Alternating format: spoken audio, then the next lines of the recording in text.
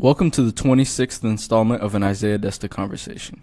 On this episode, I spoke with Giorgio about governmental involvement, individual values, and cultural differences. Now enjoy the show. Is this a formal podcast or what? Yes. We've actually started. This is how the podcast is going to start. Oh, really? Yes. Oh. Okay, I thought we were still testing. All right. Nah, So yeah, we just got out of class, actually. Yes, American sir. history. So what were we talking about in class again? NAFTA and all that? Neoliberalism. How do you feel about that? Honestly, my knowledge on the subject is too little for me to have an actual stance on the subject, an actual valid opinion, so that it counts. Because personally, I believe for me to have an opinion on something, at least have to be informed about the subject, educated on it, have some kind of source on relatable data. And so if I don't have these factors in my pockets, I usually don't have a firm opinion about the subject. Damn, that's a great policy to have. I kind of align with you. I mean, I have my notions of what I think is acceptable, or at least how it should be approached from a moral perspective. And I don't know, it's tricky because when you're trying to enforce upon another country one country's values, it's not going to work out the same. Because in America, we have a certain set of values, right, that come predetermined. Like, we have life, liberty, pursuit of happiness, all that. So capitalism by itself can be pernicious. It can be dangerous.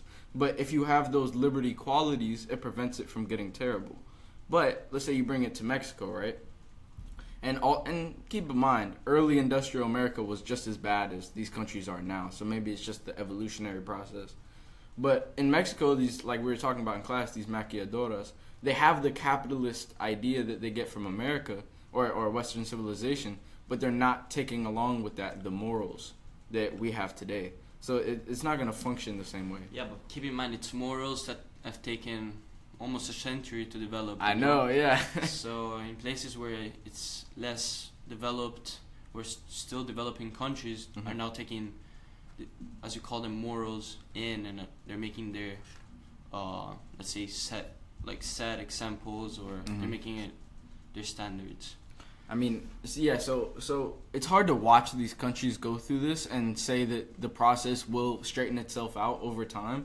But I think that's the answer because, look at America, right? In 1912, kids were working in factories and, losing thumbs and fingers and shit. And now today, kids are idolized. They don't even let them go out and play in the playground by themselves because they're worried about their health.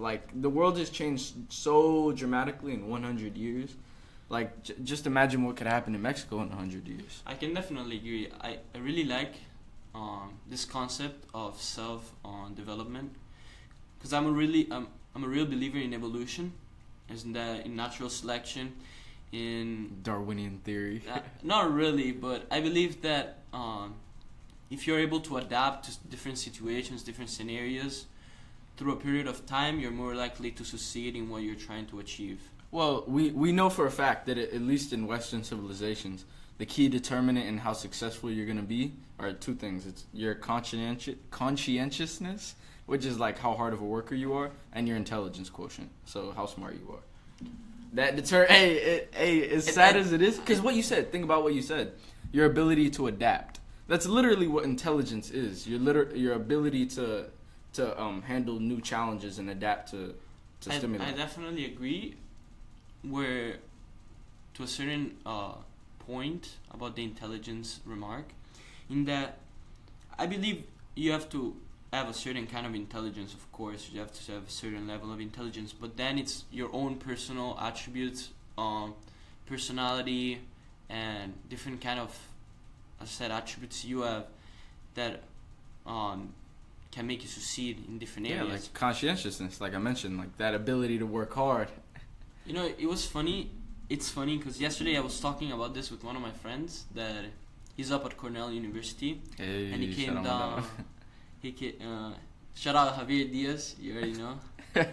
So he came down. He's an intellectual. Yeah, he came down from Cornell for spring break, right? And we were talking about all this, and we were talking about how do you succeed in life? And I know this ex-CEO of Nestle, The what? Nestle. You know Nestle? Nestle? Yeah. Oh, okay. Yeah. Maybe I I don't know. I don't know what the actual. It actually should be Nestle. In Italy, we say Nestle. Nestle. So yeah, and I think he was the CEO of Switzerland and Italy. The CEO? Yeah. So. Wait. Oh, okay. The company. I'm like, wait. Yeah. What? And I was asking him one day, I think it was 2 years ago, and asked him, how did you reach your position? What did you do to achieve the success that now you have? Like he now lives in a house. He has multiple estates. I mean, he has money to throw away, you know. Yeah. So I asked him, and he told me, honestly, the best thing I can tell you is be at the right place at the right time. So he's saying be lucky. Exactly, and I was very impressed by this because a very experienced man, someone that has worked in his field for years and years, someone that has studied, that is a very educated man, he came up, and when I asked him what I could have done to achieve this in the most productive way, in the most efficient way, he told me to be at the right place at the right time. Okay, well, what I would say about that is that you can't determine what opportunities are going to come your way. The only thing that you can predict or control for is your ability to take advantage of those opportunities. Exactly, and that's where I was getting. So, be at the right place at the right time, yes, but this man probably prepared for that situation for years, going to college, studying in different universities, getting a master's degrees, a PhD maybe. I don't know if he has a PhD actually. I gotta get one of those. And he actually was the son of a butcher. So imagine a son of a butcher.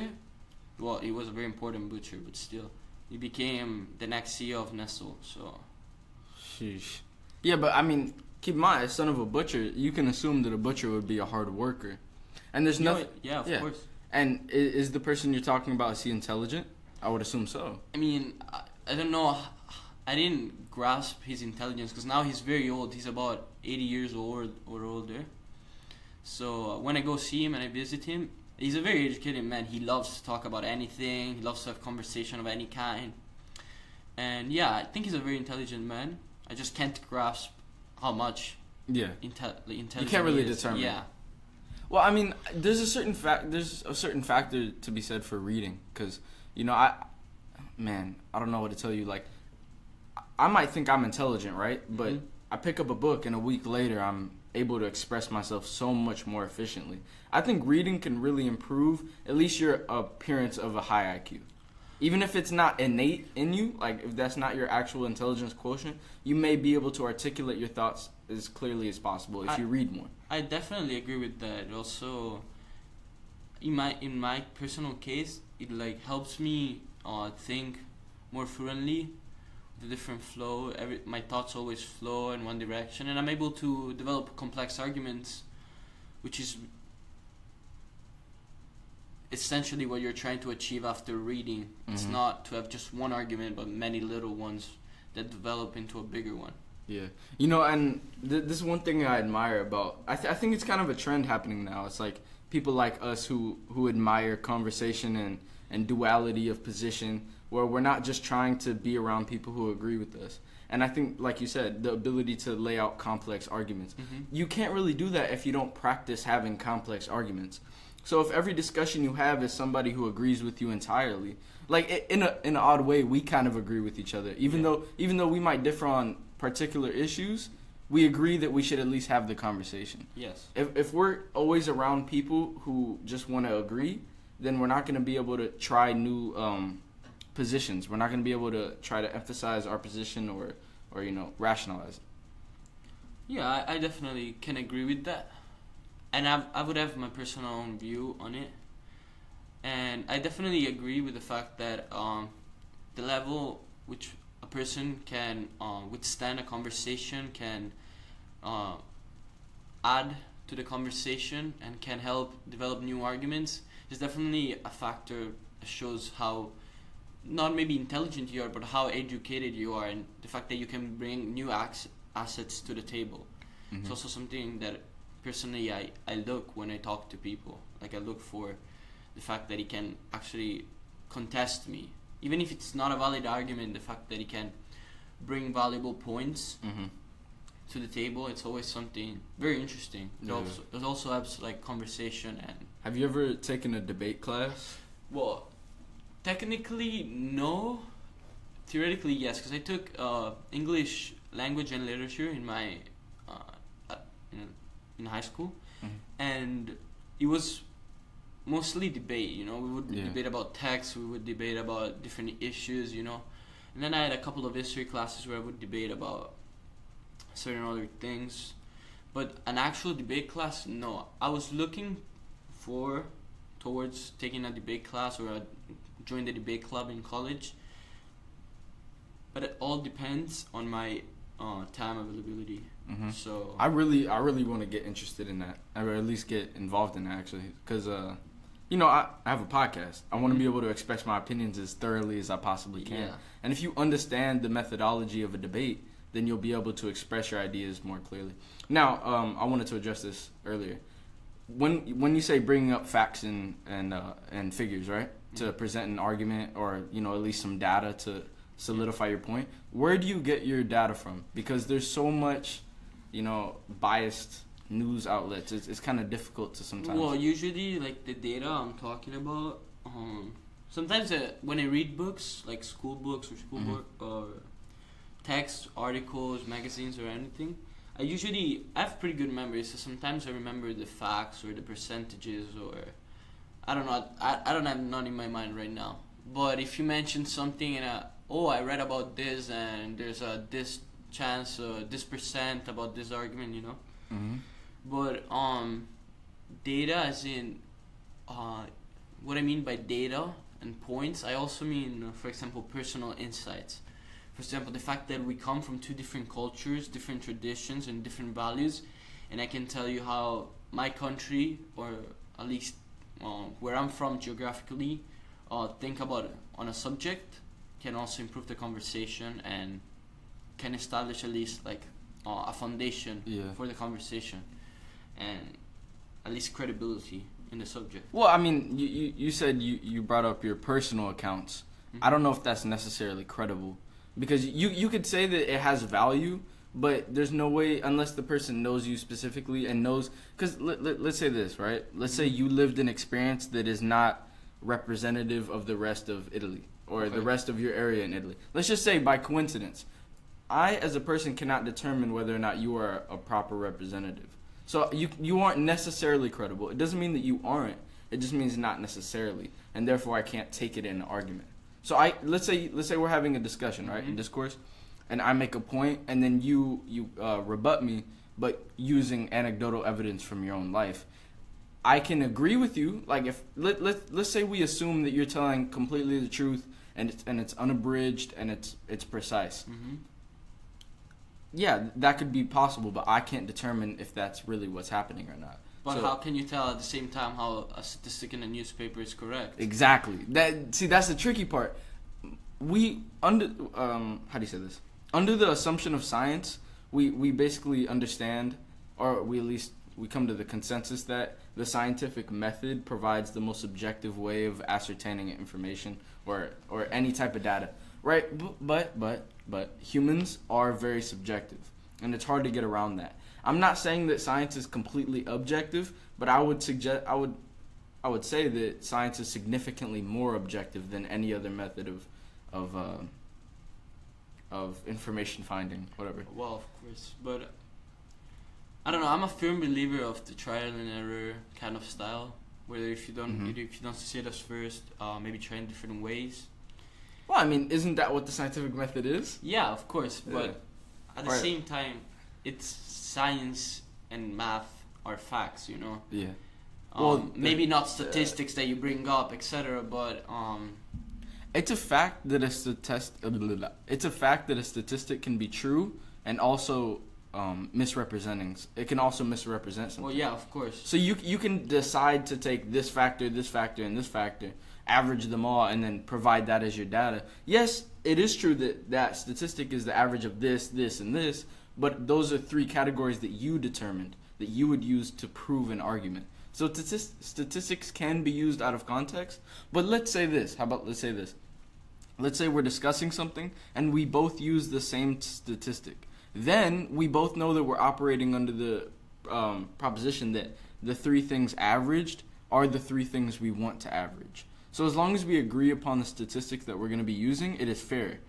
Now, let's say this. How about this? Let's say I'm arguing for free trade, and I bring up all arguments that talk about the good statistics that are within free trade, like freer, not freer, what the hell am I talking about? Cheaper goods, mass production, and then you bring up stats about people who are out of work and lower quality of goods.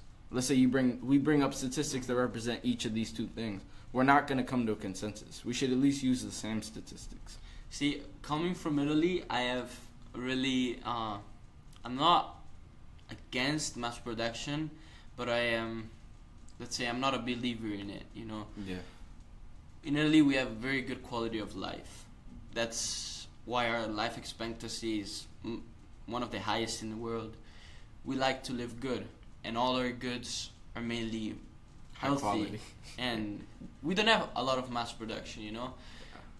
For example, my grandma, she has her own garden, she grows her own vegetables, and the meat, we have our local butchers, and we go get the meat from them. Usually. Let me ask you this. Are you a fan of mass production in anything but food? My question being like, so let's say somebody mass produces t-shirts, or for your favorite soccer team, let's say they mass produce sweatshirts or you know, whatever, something representing that. As long as it's not food, are you in favor of mass production?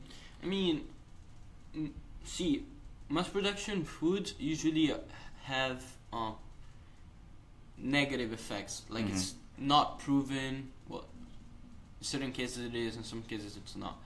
But they have certain impact on your personal health. That's true, but in theory, mass production leads to cheaper goods, meaning that poorer people can have better food.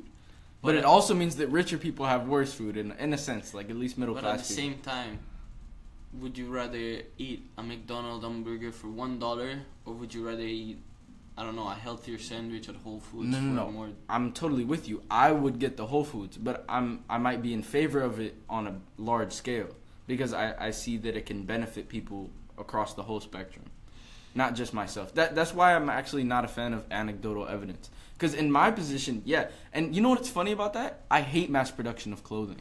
I think that is, I'm in favor of it technically, but me personally, like I have this fantasy. It's not necessarily a fantasy. I'm gonna make it happen. When I make enough money, I want all my clothes to be bespoke. I want them all to be made exactly for my body out of just pure material. So let's say I want a cotton shirt. I'm gonna give a tailor a cotton material, have him tailor it exactly to my body and make it, and have no labels on it. It's just the material and it's mine. You get what I mean? I just love that idea. But on a large scale, I am in favor of mass production. Okay, this is really weird. Yeah, it is. It's really hypocritical. No, it's just out of the normal, you know? Yeah. And I don't know how to answer. You know? I don't. Okay. So the reason I take this stance is because I realize that individuals should be able to make their own decisions simply for this reason, right? Like, if I take my ideological stance, right? Let's say I say that mass production is a bad thing because I don't like it. Then somebody who does prefer mass production might try to eliminate what I like. He might try to make mass production completely the market. So there's no more small business or privatization or small tailors who make clothes out of yada this. So I'm not in favor of ideologically driven policy. It's just, at least that's my take on it. Like, let people live. The only thing the government, I think, should be doing is protecting life, liberty, and, I mean, shit, that's probably it. Like, well, probably it. If we're talking about government, I feel like the government should protect, first of all, your human rights. And but what is a human right? You have the right to live. I was having this conversation with my dad. Whether it's insane. Is healthcare a human right? Well, that's a good question because it depends. Healthcare is something extra, in my opinion. Yes, because you should be the one looking out for yourselves. So as you have a salary, as you're working, as you're making money, maybe not enough, but I'm just saying, as you're making money, you should be able to look out buy food, shelter, and also something to take care of yourself with. Maybe the extra or the how do you say, eventual pharmaceutical needs that you will have in the future. But at the same time, it's very different in Italy than it's here. In Italy, we pay taxes, and after we pay these taxes, we have hospitalization and basically all the healthcare possibilities that we can like choose from, you know, except whatever medicines and stuff like that. But for example, if I have to go to the hospital, for example, I'm in a car crash, I will go to the hospital and I will pay no fees. Okay. So that's how the situation is in Italy. Instead here, you have to pay insurance.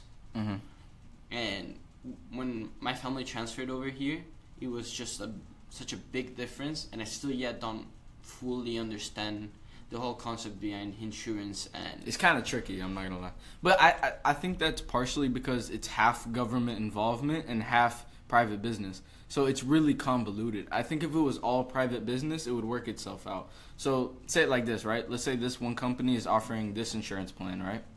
And then another company is offering the same amount of protections or coverage, but it's providing it at a cheaper price. Who are they going to go to? So over time, it will lead to better care for people, as long as the government prevents them from monopolizing and cornering the market and any legal activity like collusion or anything of that nature that would prevent companies from getting better over time. That's where I stand on that. And here's one statement I would make. What is healthcare, right? Healthcare is a commodity provided by companies, right? What is liberty? What is free speech? What is the right to property? These are all things that have to do with yourself as an individual, right? Things that cannot be taken away from you because they belong to you. Your right to speak, your right to own property, your right to live. A commodity is something that has to be made, right? If it has to be made, it has to be paid for, right? So if it has to be paid for to create, then you have to pay for it to buy it. It's a very materialistic way to see it. It is. Yeah. You know what? This is what I suggest, again, with the hypocrisy. It's kind of funny. On a social level, I believe that you should help your brothers and sisters in your community in whatever capacity you can. Like pulling the resources from the community of the people who are well off for the people who are not well off. If somebody, like GoFundMe. I love the idea of GoFundMe, where people put up something, they basically promote a issue, and they ask people who support the issue to support them with money. I just love the idea of that, the community working. I don't like the idea of taking people's money without their voluntary consent, which is what taxes are. And I'm not against taxes entirely. I think taxes should be paid for national security. I think they should be paid for the police force, firefighters, things of that nature, to keep the peace. Education. If you're gonna, yes. You know what? Yes. If you're gonna let parents or individuals decide whether their sons or their daughters want an education, you're gonna find yourself ending up with some parents that are gonna think, "Oh, my son doesn't require education to go work." Yeah. At Subway, for example, I don't know, and you're gonna find people not sending their kids to school because it's just a waste of time. Well, they could be making money working. Yes, actually, yeah. I would definitely keep the funding for education, but I would change the funding, like in a funny way, because I've always suggested this. I think once you get to college, that is a privilege. That's not necessarily something that should just be awarded to you. If we focused on funding high schools and middle schools and elementary schools better and creating better standards, like you'll see this in private schools. Some private schools have poor standards and they just give their kids grades and they move along, right? But that's the liberty aspect of it. Some private schools are the greatest schools in the nation because they focus on what actually matters. They have debate clubs. They pay for healthy food for their students. They have good morning hours. They don't show up at 7:20. They show up at 8:20 because they need their children to have more sleep, and they understand that teenagers don't go to bed until yada yada time. Basically, my proposition is that government doesn't do things well. Generally, they don't, because anything that's big, right? You're gonna make missteps because you can't analyze every situation individually. Mm-hmm. So you have to make broadband basically rules. So let's say Timmy walks into class late, but I mean you can't have everybody walking into class late, but he got in a car accident. So you should make an exclusion for Timmy, but you can't because the rules are made for everybody. So he's gonna get a tardy pass, and there's no rules in the bureaucratic system that work for the individual. So I think if we had smaller groups, right, private school, or even a state, like have the state make its own, what's the name? No, but I think the schools are divided in district models. Yeah, but now we have federal, federal money and federal funding. Yeah. No, that's not what I'm looking for. Standards, federal standards that have to be met, and I'm not necessarily against that. But the problem with the federal standards that they're proposing is that they're saying, yes, we want you to meet these standards, but we also want you to meet them in this way, which I think is the problem. What do you think should be the age for, I don't know how it's called, the age until you have to send your child to school to, like... How old they have to be? Yeah, until they can stop going to school. Like drop out? I don't think, I don't know. I don't really have a good stance on this. What I would just say off rip is that I don't think you should be able to drop out, except for just incredible circumstances. But at the same time, I understand there's people who want to make their own decisions. It kind of goes against my idea of liberty, but I just don't think children are in a position to make autonomous decisions or any. I don't think they're good representatives of their own well-being. For example, I think the age until you have to go to school is 18. I think Obama raised 16. Obama didn't raise it. Oh, did he? I don't know. I know people who dropped out in their sophomore, junior year, and they were 16. I have no clue. I thought he raised it. We can find out right now. I'm gonna look it up. So I believe that I really love educated people. I really love is not the right word. I really appreciate educated people, and I'm really against ignorance. Against 16. Oh, it's 16. Yeah, the dropout age is 16. Wow. So at least for me, it would be until high school ends, because high school you get a base education. Mm-hmm. You get well, you're supposed to get a base education. Okay, that's correct. I've had terrible civics classes. I've never read the Declaration of Independence. Legitimately, I can say that, which is atrocious. I've never read the Declaration of Independence either, but I don't. Okay, but I'm not American, so I don't think right. It's as important to my education as it should be for students that are studying in the U.S. See, the system is completely just fucked up. It makes no sense that I'm an American citizen and I don't know my rights. That seems foolish. And it's yes, they taught us the Bill of Rights and yada this. When I was in second grade, bro, you have to reinforce that as they get older and older, because then they forget what America was founded on and they can't execute on the vision. And I just think that's poor. So yeah, I think children shouldn't be allowed to make their own decisions in everything. And I think the idolization of the child that's coming along in this generation is a poor idea. Timmy says he feels this way, so we have to accommodate for Timmy. And it's not necessarily, because he's not old enough to make rational decisions yet. At least that's what I think. But I grew up with very, I wouldn't say hard parents, but I would say severe, as in, you have these morals in our family, you have these things to do, so it's your job to do these things, and if you don't do them, you're getting punished. Yeah. So what I'm saying that's a good policy. So what I'm saying is succeeding at school, as in not getting below a B, for example. It's a theoretically it's a high standard for people that I've gone to school with, for example. But at the same time, I feel like it's my duty, it's my job as a student to perform well at school, to try to achieve the best education I can achieve with the opportunity I am given. So at the same time, we're always revolving about the same concept, about the same issue, is that what are you doing with the opportunities that you're given? Mm-hmm. What is your character? Are you ambitious? Are you, I don't know, your characteristics, it's what gonna make you succeed or fail in the future job market or whatever. So it's all about on you. If you want to study, if you don't want to study, if you want to work hard, if you don't want to work hard, So you believe in individuals' ability to make autonomous decisions?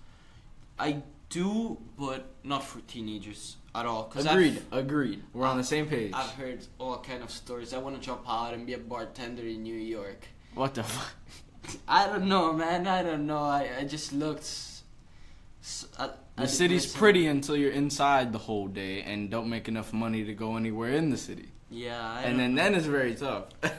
I don't know. I've heard all kinds of things. And, you know, my cousin, for example, in Italy, she just started college like a year later. She was doing it online for some reason, which is very weird in Italy.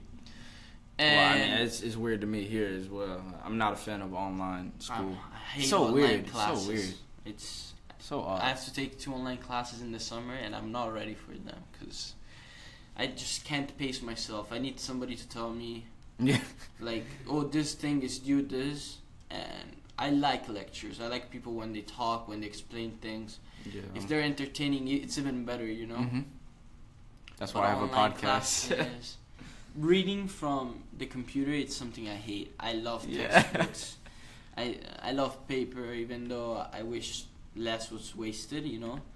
But how everything is becoming digital, it's something that I'm really afraid of, because... Oh, I wouldn't even say digital. I think artificial intelligence is what we need to be afraid of. I don't know about all that stuff. I don't have a stance on that Yo, yet. my advice to you is don't research it. Don't find out about it, because that shit is real creepy. Coming from people who I trust. Now, as an intellectual, I trust Elon Musk. I think he is a smart person, and I think he said things that people doubted before that have turned out to become true. He said he could do this with Tesla. He said he could do this about the battery. He said he could do this with solar panels. He said he could fix China. He basically proposed how to completely power China just based off like solar power or some crazy shit like that. And he basically proposed how he could do it, and it made sense to me. And you know, I trust him, even though I might not see it like he does. He's obviously more intelligent than I am, so I kind of trust his opinion. And he said that artificial intelligence is inevitable, and since it's not being regulated in almost any capacity, who's to say that artificial intelligence won't? Well, we know for a fact that any intelligent being exponentially improves. It doesn't get better by steps, so it's not like, okay, this computer... All right, so think about when computers first started coming about. Like, the highest grade government computers in the 80s are, like, half of my phone now. Like, not even half. Like, so technology moves exponentially. There's no reason that artificial intelligence wouldn't be the same. Like, we're mocking the robots that we have now, like the MIT robots. They're like, oh, look at that dumbass robot that can only jump over things. And be like, okay, wait 20 years. See where that shit's at in 20 years. I don't know. I actually have a question, because you were talking about how Elon Musk is more intelligent than you and you trust him. So do you believe that more intelligent people have, let's say, let me rephrase it. Do you believe that people that are not necessarily more intelligent or have a higher IQ, because you can define intelligence in many different ways, are prone to be more right about subjects than people with less IQ? Not necessarily, but there's been a proven track record that geniuses notice things before everybody else. Albert Einstein, Newton, Galileo. Like, these people are visionaries, and they see ahead of their time. And I think there's potential that Elon Musk could be seeing ahead of his time.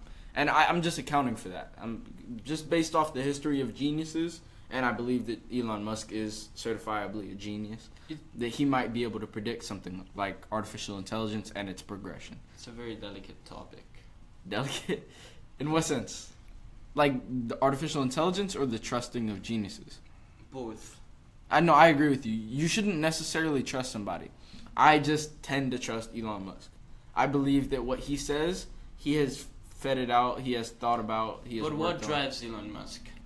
You know? I actually don't know. I don't know if he cares that much about money. Rich people don't become rich by giving more than what they have and what they expect to. Well, okay. So your suggestion is that maybe his stance on artificial intelligence is motivated by some drive.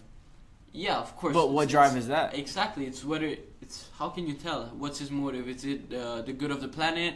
The good of the people? That's ironic, though. The good for himself? Yeah, but that's ironic. If he's working for the good of himself, he would say the opposite. He wouldn't say, let's regulate artificial intelligence. He's one of the foremost players in artificial intelligence. He put it in his cars. Like, he wants that. So it wouldn't make sense for him to advocate for the regulation of artificial intelligence if he was working for monetary gain. Unless, by regulating artificial intelligence, he becomes the only producer of artificial intelligence. I don't see why that would be the case with any regulation, though. I don't think they would make it so that they have one or maybe producer with the of regulation, AI. He has, I don't know, it's easier for him to be able to do something else, you know? Hey. It's all a trick, you know? Like, well, I'm not as cynical as you are. And the reason I say that is because, yes, there are geniuses in the world, but I think most people are for the most part, incompetent. And I genuinely believe that because I see it too often. Like, talk about our election, right? Trump. They accused him of colluding with the Russians to fix the election. I don't think that idiot is capable of doing that. I honestly don't believe it. I don't know. I just don't believe. I think even if, let's say, he did talk to Russians, I think it was out of pure ignorance. Incompetence. I don't think it was out of... I actually don't have a measure of Trump. I wanted to go see him when he came to FIU, to hear him speak, maybe to... I don't know, to be able to see him, not face to face, of course, that's impossible, but like, you know, see him in person. Because you can't really grasp the intelligence of that man, or his intentions, or why he's doing the things he's doing, or why he's not very doing. erratic. You know, I don't have a judgment on Trump. You know, I really don't, because ethically, I don't know, he's a very weird character. He has poor ethics. I think that can be agreed upon. That his ethical, how do you say this? His ethics suck. We can say that for a fact. Honestly, like, it all differs policy? From cultures to culture, you know. Well, I mean, we can say for a fact that he's a narcissist. You can analyze him and see that for a fact. It's not necessarily hard to being a determine. narcissist a negative thing, though? Yes. You Especially think so? when you're... Well, I think to an extent, almost all public figures have narcissistic tendencies. I think that he's just so far out on that spectrum. Like, it's really hard to watch at times. And if you're the representative of a nation, especially the most powerful nation in the world, I think you should at least make the appearance that you care about people other than yourself. And I think as a... No, you're funny because you said the most powerful nation in the world. So. Oh, you don't think we are? No, I'm just saying. It's like a very American thing to say. You know what's funny? I'm not even American like that. The only reason I say that is because of our military. Our military is so strong that, like, if worse comes to worse, we can just, you know. But you know what's ironic about having a large military? Is that I think there's a point of saturation, if you get what I mean. So you get to a point where it literally doesn't matter, because if anybody fires your weapons, the world is over. So it doesn't even matter at this point. It's like, if we fired our nuclear weapon and then Russia fired back, the world's over. And that's just one bomb. Like, there's some website that calculates the radius of bombs being dropped, and the Russians have the biggest one, I think. It's like Zabamba or something. Whatever, it's a weird name. But I think the reasons Americans stop producing larger and larger nuclear weapons is because they're like, oh, it doesn't matter. Like, it's like, it does, at this point, it's so irrelevant, because if one of us drops a bomb and the other retaliates, the world is effectively, that's that. We're just going to end the world there. Everybody's dead. It just makes no sense. So I think you're right. There is a point of saturation. And maybe, you know, for a fact, Maybe Switzerland's the most powerful nation in the world. People usually don't listen to me, but I tend to be right. I don't want to say most of the time. He said, "I'm actually kind of a genius." No, guy, I'm not a genius, but I really, before I say things, I usually think about them, and usually by thinking about it from different perspectives, you can analyze how you can be right about an argument or you can be wrong about it. Mm-hmm. As you were talking about narcissism before, I was just thinking that narcissism is good, self-confidence and self-esteem, Yeah. But when you reach a point of self-love, let's call it like that, Okay. where there's no room for self-improvement anymore, Yes. I think that's an issue. Yes. Because if you think that you're the ultimate human being and that there's no chance to improve physical, emotional, spiritual, or intellectual Mm-hmm. side of yourself, of your being, I think that's just BS, man. I think that's a great point because I think that's where our culture went wrong just recently, just in this last couple years here, probably since 2012, 10ish, where we created this large focus on the self-esteem of our children. And I think what we've taught, even I've been taught this, is you're perfect, you should love yourself, you are the world, you are the greatest. And that's fundamentally flawed because we haven't finished developing yet. It's it's already bad enough to say that to a 30-year-old, let alone a kid who hasn't even developed the kind of rationalization skills and proper socialization skills that they need to function properly or fairly in society. I usually had this conversation with my Italian teacher in high school where I was, I've heard little kids say things that I never imagined I could hear, from slurs to just disrespectful and unethical things that just blew my mind. And I don't know, I was raised by a very traditional family, brought up by certain beliefs and culture and traditions, right? Mm-hmm. And if you do something wrong and words are not enough, they would hit me. But I don't think that's, how here in America it's a big thing to hit a child, but they don't hit to hurt me. They hit me. It's like an animal response, how it's all psychology, and you think, oh wow, you're using the process you're using on an animal, on a human. Well, in my opinion, we're just very evolved and very the most evolved species of animal. It's not an opinion. You're stating a fact. Yes. We are animals, and we have a part of our brain that functions at the most basic level. Same. Fight or flight. Fundamental positive things. reinforcements, negative reinforcements. Exactly, just fundamental. Yeah, so the things you can use on an animal, you can use on a human. So if my parents were telling me something, and I wasn't listening, and I was doing what I wanted, maybe a little slap, and that's it. And I would understand the concept very fast. Yeah. For example, I'll just throw you in a scenario of my life. Okay. My grandpa would bring me to the golf club. Not his golf club. The golf club he used to go to. He still goes to it.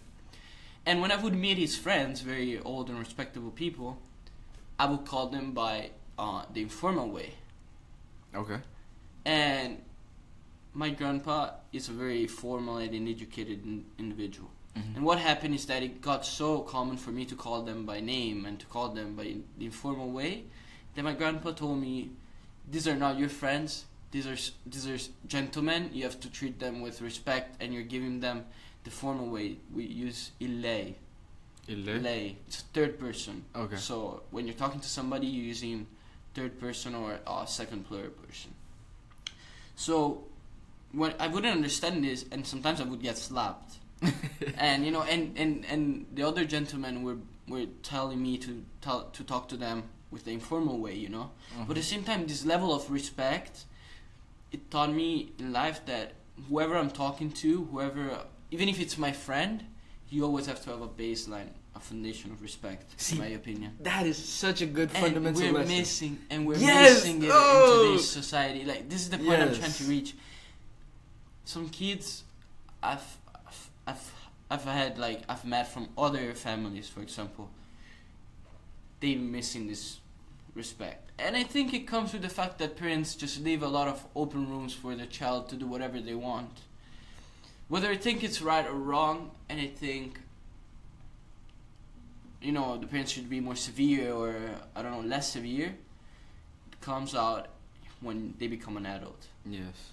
When their manners, in the way they talk, in the way they act around people in public spaces, in the words they use, It's a very delicate topic. Every topic is a delicate topic, but this one in particular, it's something that I'm very passionate about. Because by seeing everybody raised in such a way in Italy, and everybody being taught such respect, it's very amusing. At least when I came to America, to see the big difference. There's this psychologist. His name is Jonathan Haidt. I don't know how to pronounce it, but he came out with a book, and he was talking about the coddling of our children, and that's the name of the book. And in the book, he's talking about how children have basically been taught that instead of it being a discourse, instead of a disagreement, you're now trying to stop fascism, or you're trying to stop racism. So when you change it from being we need to discuss policy to we need to defeat the enemy, then you lose all focus. So you play soccer, right? I used to, yeah. Okay, but you understand the concept. When you're playing the other team, all things other than the well-being of your own team goes out the window. Some people can become extremely aggressive when playing the sport. I agree. Just for the fact that we've been tribalized.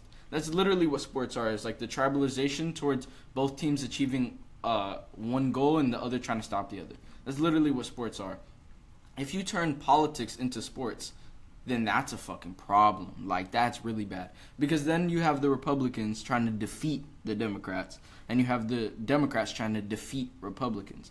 Do you watch YouTube, like political YouTube videos a lot? No, honestly. Okay, well, there's this trend, I'll tell you about it, where they'll say yada yada destroys yada yada yada. So it's like this, they're turning it into sports because they understand that attracts people. That's the reason people watch sports. And I think that's the reason politics has become so popular now. It's like a sport. People are treating it like us versus the enemy and the enemy versus us. I definitely agree with you. That's also one of the reasons, like, also most of the political content in YouTube, at least the one I've seen, it's very satirical. It's very ironic. And when you're talking about politics and how it influences your everyday life, it's such an important topic, I believe it's okay to make eventually fun of it, but to base entire shows or entire discussion revolved about how ironic it is a topic, it's not helping us reach a better conclusion. True. It's not productive, it's not effective, and as I'm studying business, I believe in finding the most efficient, most productive way to achieve a goal.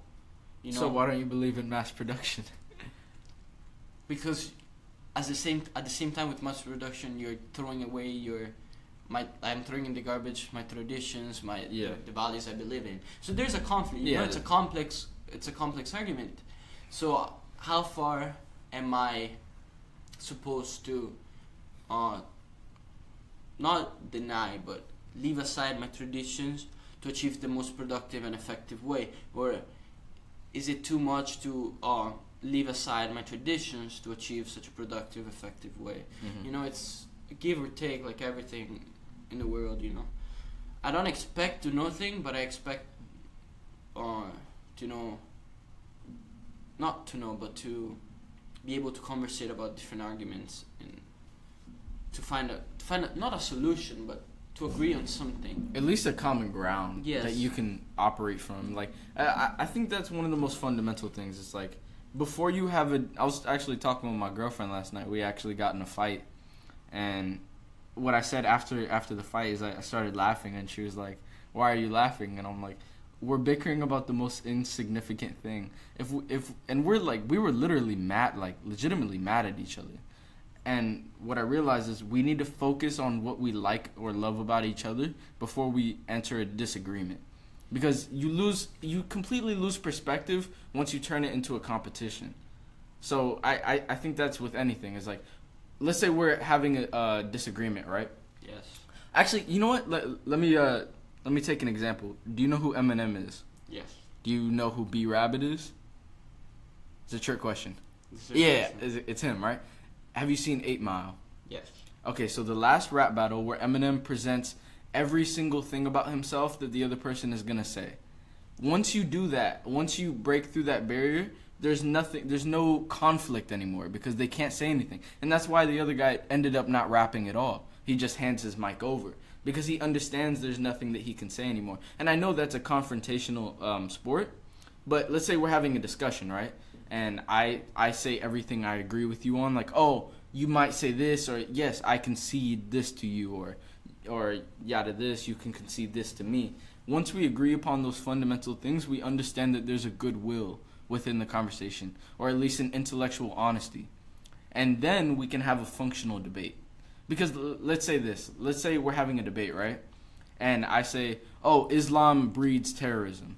And you're like, and you're like, how? And I'm like, you don't believe that? And instead of proving my point, I just doubt your sincerity. Or more than proving your point, you're making your point without supporting it by asking me how I am supporting my own point. It's like, wait, are you saying you don't believe that? Like, and then that creates like this sense of intellectual dishonesty, and now you don't trust me, and you're trying to figure out how to articulate your point. And you know what? I might win in the public eye because I've tricked you. I've basically changed the rules of engagement. I'm no longer operating under the same premise that you are. And that makes the discussion unfair. And what we don't realize is that hurts ourselves in the long run anyway. It's like you think, oh yeah, hooray, I won this discussion.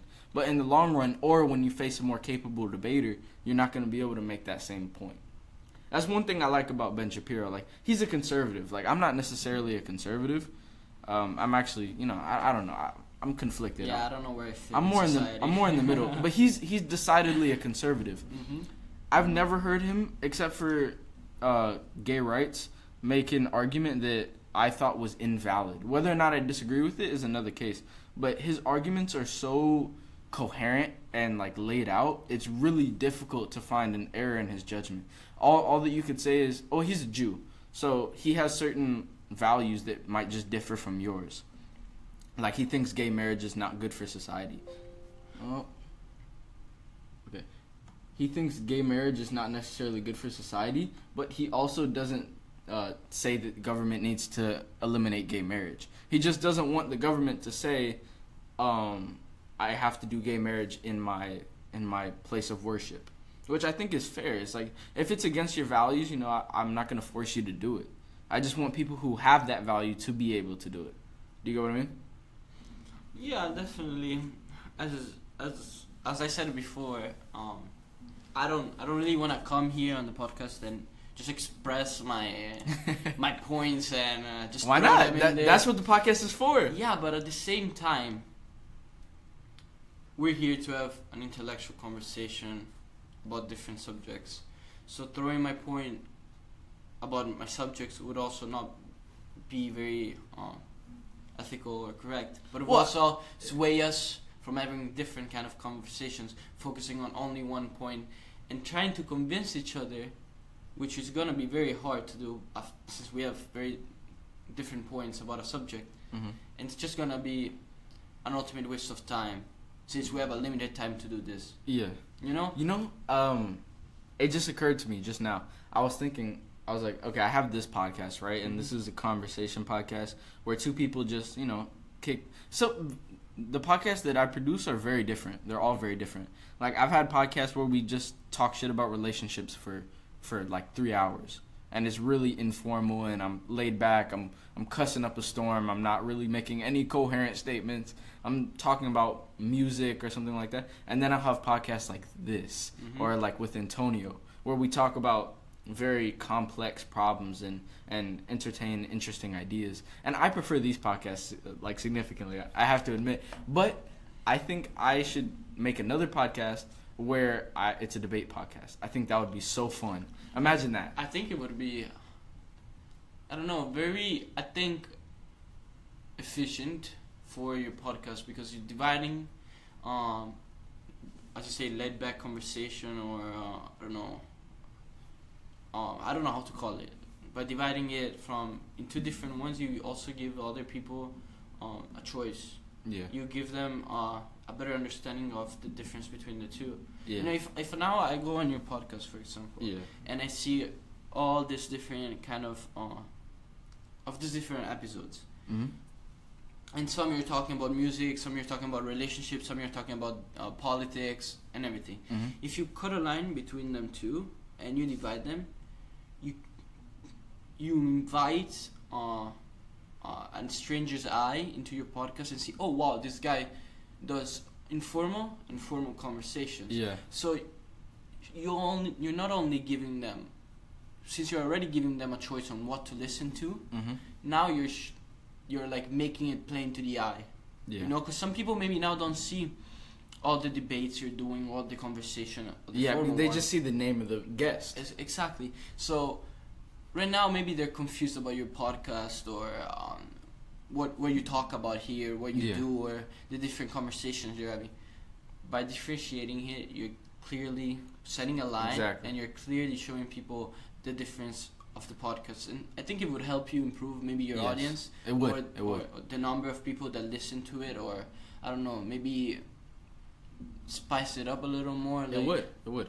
And, you know, I think that's super interesting that you say that, because I started this podcast obviously in almost complete ignorance. Like, I was just, from what I could see with other podcasts that I enjoyed, it seemed like this would be a good idea. And I'm not against this podcast. Like, I enjoy doing it. I enjoy having these conversations, and I hope to continue doing it.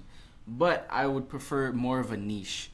I want to do something more specific. I'm not necessarily a fan of just talking about random shit with random people, because then let's say there's one guy, right?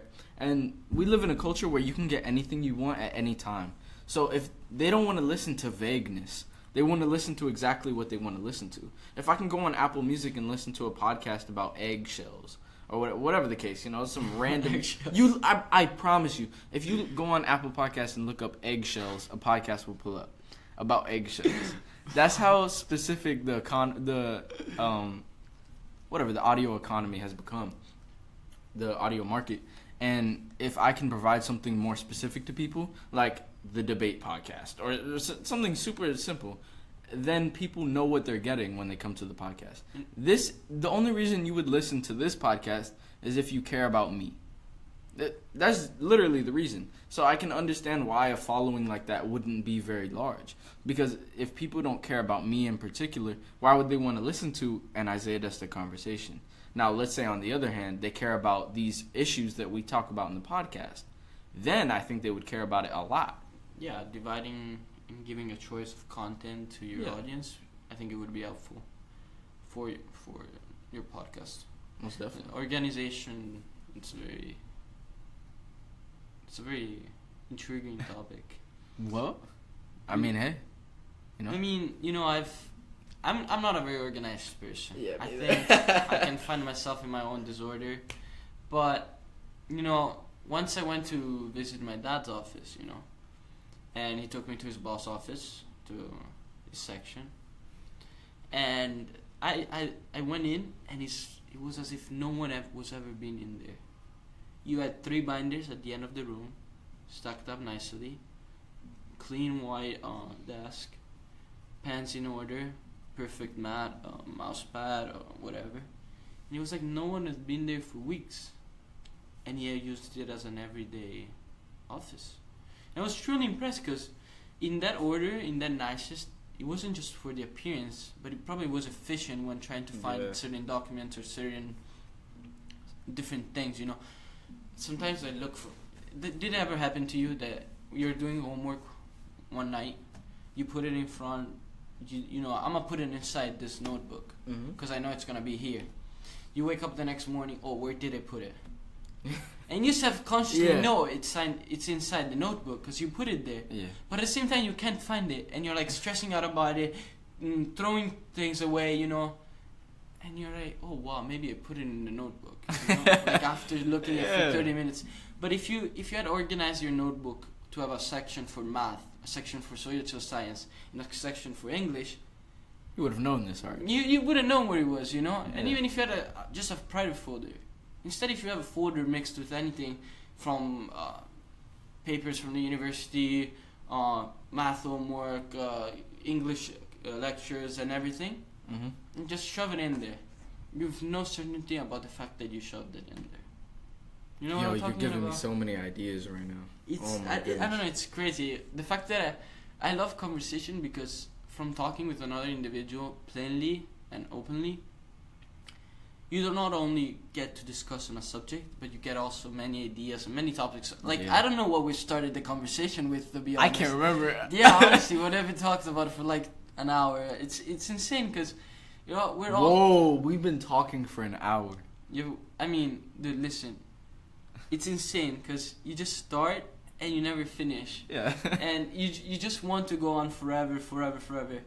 And I don't know, this is what I truly like from conversation. The fact that I can express opinions about subjects, but these opinions can develop in ideas, they can develop in other conversation about totally different topics. And it's just a marathon of words that keep going and never stop.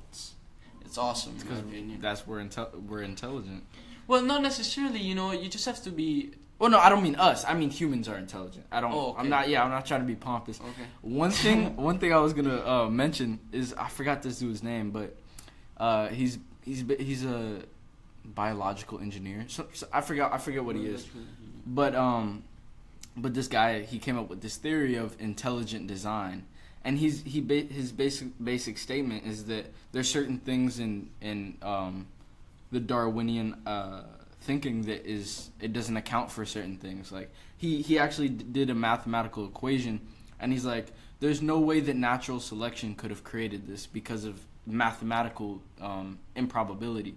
It's like the chances that humans would evolve into what they evolved in is a mathematical impossibility. And I'm like, holy shit. I mean, I can't speak to, but wait, let me finish this point.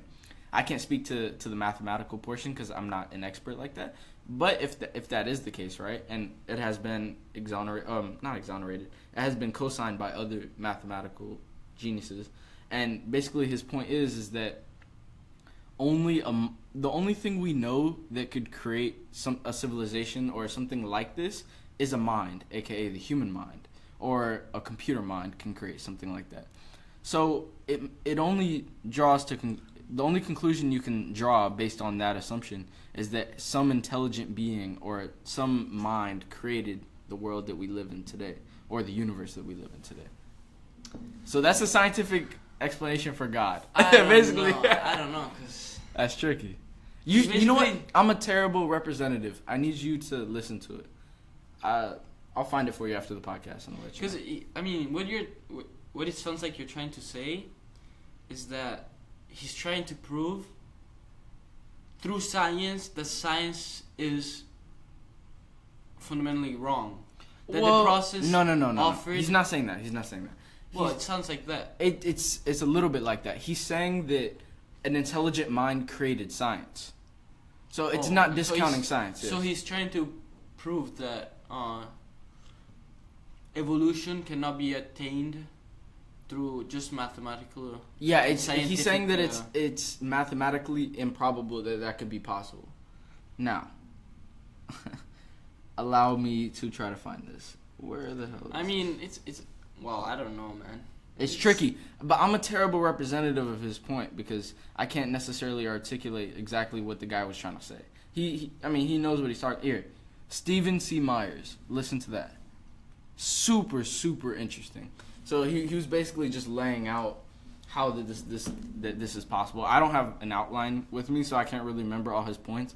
But basically, his main assertion was that only an intelligent mind, and using Darwinian theory, anything that we cannot attribute to, what was it?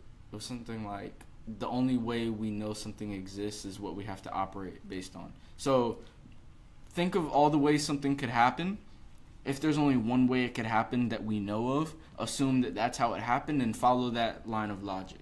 So the only way we know that complex systems can be created is by way of a mind, whether that be a computer mind or a human mind. Computer mind is created by a human mind. Or aliens. Okay.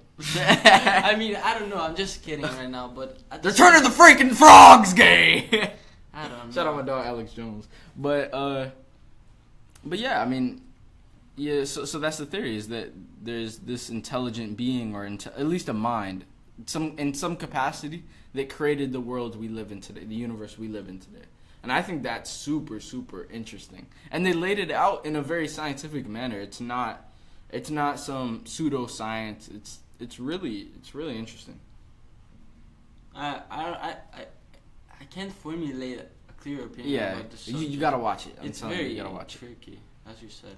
Yeah. But it's interesting, the fact that science that has been for years the opposition to religion is now proving the existence of higher being, or or a let's say how do you say, I'm missing the words, I'm eating them in my mouth. The gum is absorbing them. Yeah. How do you say? The presence of an already developed mind. See, oh my god, 20 minutes to find developed. But the presence of a developed mind before the beginning of all the developed minds. That's us. So it's, I don't know. It's tricky. It's just makes you think, and it's, I don't know. There's so many things you want to talk about, and so many points that you want to reach, but there's not enough time to just talk about all of them. I mean, it's fun too, though. That's the thing. It's like I actually, the last podcast I uploaded was an essay. I just read one of the essays I wrote, and it was basically my worldview and what I think about religion and all this. And basically, my assertion is at the end of my essay is that we're not smart enough to understand how the universe operates, but we don't have to be. And my assertion is that all you need to do is be functional in society. So if you can reach that level where you can enjoy complex conversation, but you don't bog yourself down with the reality of the world and life, and you create some simplicity or some basic function to your life, then you're gonna be happy. That's why, although academically nihilism isn't necessarily wrong, like there's no like higher truth that we can ascertain, but I think nihilism is just innately unproductive, and you're not smart enough to learn anything, especially using that line of thinking. So it's like, it doesn't make any sense to me, Well, I mean, it doesn't necessarily have to make sense to you, It can make sense to like a lot of people, but you just don't necessarily agree with them. It's always the same argument and always the same subject. Mm-hmm. So I don't know. It's just seeing different things, seeing things in your own culture. I think I'm a real supporter of traditions and culture, as in that they define who we are, and they define how well we can become better people. Just the values of manners, respect. I think that with the tradition of rationalism, so basically having a moral tradition and having a rational tradition together, I think is what creates a sound society. So, this thing came up in my mind, So, sometimes people ask me for help in, I don't know, in doing homework, or, they ask me to explain things. And sometimes I'm thinking in my head, well, this guy really thinks that I'm helping him and he's tricking me into helping him because I'm trying to get something away from him, or he thinks he's so smart by just doing the homework off me. No, dude, I'm helping you because I like helping people. I'm not doing this to make you for you to appreciate me. No, I'm just doing it because if you ask me for help and you asked me personally, that means that you trust me, to help you with your work. That means that I have credibility over the answers I'm going to give you, or the explanation, or the theorem, or whatever, you know. So I take it personally. So if you ask me to help you, I'm gonna help you because I like helping people that trust me to help them. Yeah, that you makes know, sense. and if I'm good at helping people, then I feel good about myself. Yeah, I don't know. He's like, hey man, I'm the shit. And you know, and when people think that I'm helping them just because I'm trying to get something away from them, I mean, I'm Italian, so technically that could relate, but wait, whoa, I don't get that. you know, it's favor for a favor, you know. I didn't know that. I didn't know that. Well, you know, like, you know, it's not in Italy, but you know, it's our culture is kind of based off on the fact that if I do something for you, you owe me one. You know, you're essentially gonna help me do something that I need, or you know. Yeah, it's not exploitation; it's reciprocation. Exactly, and I think also something that I really value, it's the worth of my words. The fact that I'm able to keep what I say, or if I make a promise, or if I bet something, the fact that I'm integrity. Yeah, I don't know, integrity, honor, or sincerity, honesty, whatever you want to call it. It's something that I really value. Yeah. It's something that I don't think people value enough these days. They don't. It's the same thing with respect, I think. So sometimes I wonder, you know, I'm about to say something really important. It's like, how much more intelligent would I sound if I had a British accent? No, okay, I don't think that at all. I don't think that at all. And what do you mean when you say that? So, are you inferring that there's some disparity between... No, I don't know. Like, think about it. Listen to me. So, are you suggesting there's some disparity between the genders, or some disparity between races in terms of intelligent capability? You know, like, that sounds so smooth. It's like, I wish I had that accent. You know, it's like you with your Italian accent. You know, many people make fun of my accent, but I love it. It's beautiful. I love it. You know, it's so smooth. Mostly guys, you know, the girls like my accent. Yeah, of course but, they do. You know, of course they do. You know, sometimes when people try to offend me and they talk about my accent, I wear like armor. Yeah. You know, it's something that I'm really proud of. The fact that I am not different, but the fact that I have my own nationality, my own, and you have your own identity. Exactly, and even I don't know. It's something that I really value. Also, my accent, the way I use my hands to make gestures. You know, something that I've been made fun of. Okay, of course not like as in to hurt myself, but you know, as a joke. Nobody knows you're moving your hands because we're not actually recording visuals. Yeah. So they're like, oh, well, now I know. So, in my English class, I used to, when we were debating, move my hands and do signs. Listen. Kung Fu Panda shit. Yeah, and they were all making fun of me. And, you know, I never minded it because it's who I am. It's my culture and I embrace it. And I love my culture. Yeah. You know, if the U.S. said, oh, I love your culture too. No. If the U.S. told me, oh, you know, I would give you U.S. citizenship for Italian, but you have to renounce your Italian citizenship, that's never going to happen. And it's not because I don't like the U.S. or it's just home. It's home, you know. Yeah. Patria is patria. It's. You know, it's funny. Like that's actually a really good point. And you're not necessarily saying that Italy is better than America. You're just saying that for you, it is your identity. And this is one thing I've noticed. In American ghettos, there's a certain pride that comes with the ghetto. So, like, let's say there's a rapper that comes out of a ghetto, and they're like, oh, representing yada yada, like where I'm from. That place is terrible. Like, extreme violence, all terrible things, yet they have a feeling of home there. So they want to represent that. And I think that's super interesting that humans are like that. Because fundamentally, let's say your goal is to improve the lives of yourself and the lives of others. There's no reason you should be glorifying living in a terrible place. Like, that shouldn't be exemplified. I honestly, personally, there's this new wave of rap, trap, or whatever that is going on. And I personally don't listen to, like, very explicit rap or just because I can't relate to it.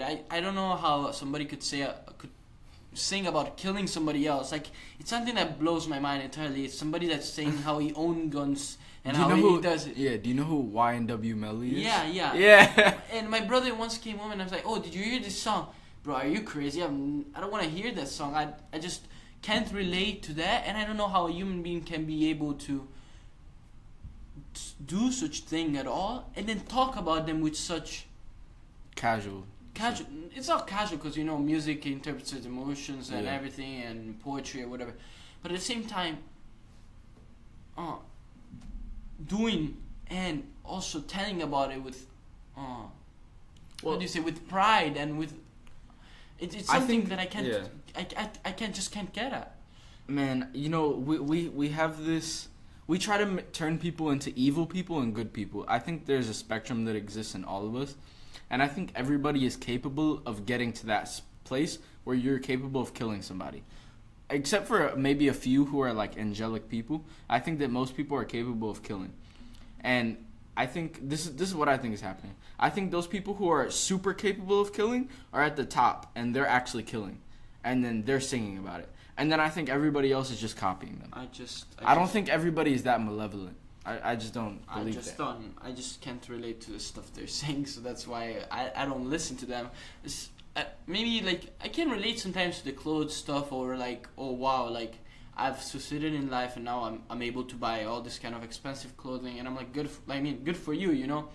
Like, the fact that you're able to afford better quality clothes or more luxurious clothes, it's something that, it's something that I wouldn't necessarily brag about, but it's something that I can maybe relate to if I'm succeeding. But violence and disrespect, it's something that I just can't. Also, like, for example, I always try to limit myself calling girls the B word. Of course. For example, I always think of myself as a gentleman, you know? I always try to strive to be a gentleman. And when I hear my friends using the B word or using the H word or whatever, I just can't, like sometimes I get carried away and I say it too. Yeah. But I never mean it. I don't think. You don't mean it malevolently. Exactly. I can't see myself using that word to describe somebody that I've never even met. You know, somebody that I've barely talked to, giving it a word with a very negative denotation. You know. Yeah. I just try to limit that. You know, well, once you turn somebody into a devil, or you turn them into, you know, something evil, a monster, then you can say whatever you want to them and not feel bad about it. So if you think somebody is a bad person, you'll have no problem calling them a bitch. But if you reserve some respect for a person, you should never call them something like that, because it's so denigrating to that person. It's like you got to have a certain level of integrity and respect to begin with before you can function in society, at least function in a good society. So yeah, man. I mean, I don't like, as I said, it's like respect is like something I really value, and that's why I barely use that word, and I try to never use it at all. And if I use it, it's sometimes towards my male friends when I'm, I don't know, playing video games maybe, or like just like screwing around. You know? Not to anybody with the intent to hurt them. Yeah, exactly. But when I hear them in songs, and I just I don't know, sometimes I can't. Like, I think this is one thing I think. There's no reason that people shouldn't be able to get across a point. What the hell was that? No, that was me. I don't think there's any reason people shouldn't be able to get across a point without cussing incessantly. Like, there's no necessity to do that. You can get across a point, even a scary point. Like, you can still threaten people's lives without cussing at them. In fact, that's almost scarier. Like, you've seen The Dark Knight, right? No. What? No. What? Yo, that is a mandatory watch. That movie is so good because of the Joker, because of Heath Ledger. He's so good in that role. It's incredible. And I don't think he cusses in the movie, but he's so terrifying. He's so creepy, so scary, so unpredictable. I think he's an unknown. He's a variable, basically. We don't understand what he is, and that's what makes him scary. Great character. R.I.P. Heath Ledger. Great actor. I don't know. You gotta watch that movie though. Yeah, I'm gonna take it in consideration. Not consideration, you gotta watch it. All right, and so I don't know. There's so many things I want to talk about. Sometimes in classrooms, I've had difficulty because I have a restricted English vocabulary. You know what's funny about that? You have a better vocabulary than almost everybody I've had on the podcast, and you're not American. Think about that. Yeah, but I don't know. It's just because I like to talk formally to people. I feel like proving the fact that I have a wide vocabulary, like a wide range of choices, doesn't necessarily make me a better person at all. But it makes me more educated, and it shows how I learned. Well, it can make you a better person. I think your willingness to learn new things makes you a good person. I honestly believe that. No, but I meant a better person as in compared to someone else. Oh, yeah, not necessarily. Yeah, but it makes you a better you, which is a corny thing to say, but yes, it does. And I don't know, it's just speaking formally and speaking well, it's a sign of respect. Not respect, but it's a sign of self-empowerment. Okay. Yeah, that's true. You know what point I'm trying to get at? Yeah, like the fact that I'm able to switch topics and conversation and switch formal to informal with the people that I'm talking to. Mm-hmm. It's something that I really value. So if, for example, I'm talking to I'm in an interview, the fact that I'm able to use different words that I'm able to use with my friends, mm-hmm. and able to address my interviewer or my employer in a different and articulate way, it's something that I really value. It's I don't know. There's a time and place for everything. It's like when I speak to people who aren't as educated as you, whom I'm not gonna be rude by using words that they may not understand, because I want to have a functional discussion. So let's say I'm sitting across like a high school dropout. He's a good friend of mine. Like we're close. I'm not gonna speak in a sophisticated manner because he's gonna be lost, and I don't want to be disrespectful. So that's a good point that you made. Like when you go to a job interview, you speak in a sophisticated manner because you understand the people you're talking to. Sometimes you're trying, like when you're hanging out with your friends and you're just they ask you things such on complicated topics, or like on even simple ones where you have a complicated answer to them, and you're just like, not like that, because sometimes when you're in certain situations, talking in such a way it's not beneficial, and it's not productive, and it's not the objective of the hangout, Yeah. So yeah, like so sometimes you're sitting around with your friends. They ask you, "Yo, what you think about this Trump dude?" And then they expect you to answer with like, "Oh, fuck him," or something. Yeah. But you're like, "Well, actually, his policy wasn't that bad." If you look at the facts, and then they're like, "Oh, slow your roll there, buddy." Yeah, I have a friend like that he I think he's a smart guy, but he when we're talking about complex subjects, he's not very articulate, and he always ends up using the same runs of words like I am using now. But it's always bad, he's stupid, dumb, but it's always those kinds of words, and he's making very valid points, don't get me wrong, but the wordage he's using is just not beneficial for his argument at all, and it's just sometimes it makes me want to stop listening to him. Yeah, because it's like, are you saying something you believe at this point, or are you just repeating something that you've said before? Yeah, is it actual facts, or is it just plain emotions that you're throwing there without any consideration, without any support at all? So I don't know, it just makes you think and realize different things about people, and people suck. No, I don't know. No. I have a really particular view on that.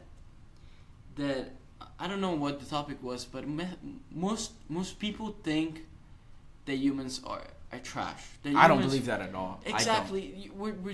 We start topics and conversations on the basis that humans are greedy. That the human race it's just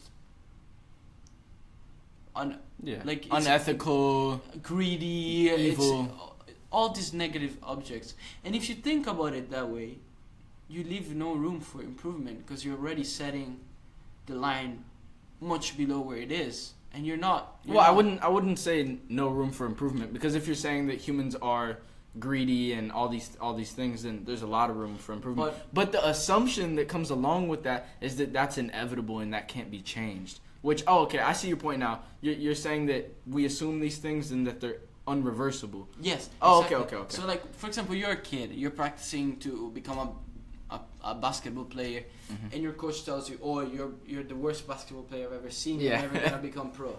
Yeah. I see. Yeah. You're just gonna set the line there, and you're most likely not gonna play basketball ever again. Yeah. Instead, if you think, if your coach says, "Oh, you're not very good at this moment, but there's room for improvement," then you're probably gonna improve. Yeah. Instead, if we start with the basis of the foundation, and you say, "Oh, the human race is trash. It's not good. It's unrepairable." And you start with the thought that it's the worst thing that ever happened in the history of the world. Yeah, come on, man. I love humanity. I think when humanity comes together and actually tries to pursue goodness or pursue the good in general, I think they do well. And I think when we lose sight of the love we should have for other humans, then we lose that. We lose that common sense of camaraderie or that goal-oriented nature of the human race. And I think that's fundamentally flawed. I also believe that humans become what is expected of them. So I always do this. Like, my girlfriend has a godson. He's 7 years old. And whenever I ask him to do something, he doesn't do it. But when I make it seem like we're on a secret mission together and there's something important, like let's say I'm using the bathroom, right? And he has this tendency to always open the bathroom when I'm in there, and it's very annoying. Like he does it incessantly. And instead of me asking him not to open the door, last time I was with him, I said, "Jonah, I need you to do something very special for me. I need you to make sure nobody comes in this door because I'm doing something very important that cannot be interrupted." And he's like, "I got you." So he made it his mission to protect the door. And when I get out, it's funny because that's what I expected of him, and it was a positive goal rather than something negative. And hey, when you expect somebody to be smart and you have an intelligent discussion with them, they're probably going to reciprocate that, or at least try their best if they're not embarrassed. So I don't know, man. Like, humans are malleable. I don't think we are a way. I don't think anybody is a way. Like, my values have always been the same, but I didn't recognize that. Like, let me put it to you like this. When I was little, right, I saw this movie, Spirit. It's a cartoon movie about a horse. Oh, yeah, I know Spirit. I love that movie. It basically made me the person I am today, like, the spirit of the individual, like, liberty, protecting people you love, exploration. Like, that, I am Spirit in my head. I've had those values forever. Those values are the values of a libertarian, not a Democrat or a Republican. And I think that's super important to understand. It's like, that is the value of the individual, and I am an individual. I think no matter where you stand on the political spectrum, I think certain values should be protected. And how do you say? It starts with the R. Rights. No, it's a verb. It's I don't know what verbs, adjectives, any of them. Nurtured. Yeah. Okay. What's up? You said it starts with an R. Yeah, there was an R in there somewhere. Yeah. So yeah, I mean, it doesn't matter where you stand on the political spectrum. Human rights and certain morals should be respected by everybody and should be taken account for everybody to be used, And it's very delicate topics, and sometimes you just there's places in the world when I was just thinking about it. How lucky am I that I was born in the right hemisphere of the world. First of all, you're very lucky. Second of all, it's such a blessing. And it's I'm talking about maybe what I'm saying it's wrong, or it may seem so bad, or it's such a bad thing to say and ethically wrong and stuff. But I was born, and I'm talking about like the left hemisphere of the world, and I'm not talking about north or south. Oh, okay. Yeah. The western versus eastern. Yeah, more about that concept. And I was thinking about it yesterday, and I was like, wow, I was really lucky to be born on this side of the world where working conditions are good. There's education for everybody. Well, I mean, yeah. Not only were you blessed to live in the West, but you're blessed to live in the West right now. Because It hasn't been this way for very long. And if people don't recognize the value of it, it will be gone very quickly. And so I was just thinking, wow, like, imagine if I was born myself, but in the other hemisphere. Would I have the same opportunities? I don't know, like, it's so different, man. It's just, sometimes you don't realize what you have. And we have this Italian proverb that my grandma is always reminding me about. It's chi ha il pane non ha I denti e chi ha I denti non ha il pane. It means who has the teeth doesn't who has the teeth is missing the bread, and who has the bread is missing the teeth.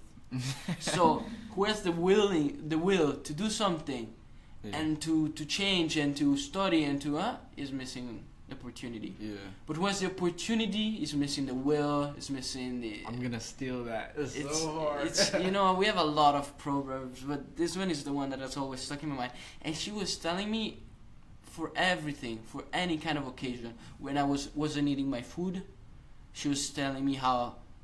Imagine you have the opportunity to eat this food and you're refusing to eat this food. And then she was talking about, I don't know, soup, for example. And I was eating the entire soup after, And she was my mom was reminding me about this proverb when talking about school. And, I was always trying to eat school. Mm-hmm. Talking about in soccer. And I was always trying to give myself, like, my best in soccer, Because, given these opportunities and given all these resources, gotta take advantage of them. Yeah, exactly. We started the podcast off on this. Oh, really? Yeah. We started talking about opportunities and how people are in positions to.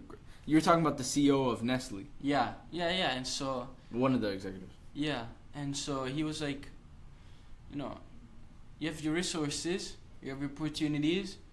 If you use them and you reach a point where you're at the best.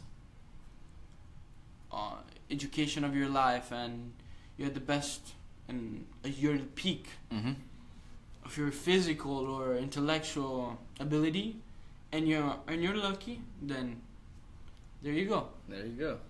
I think that's a good place to end the podcast. Yeah, I think so.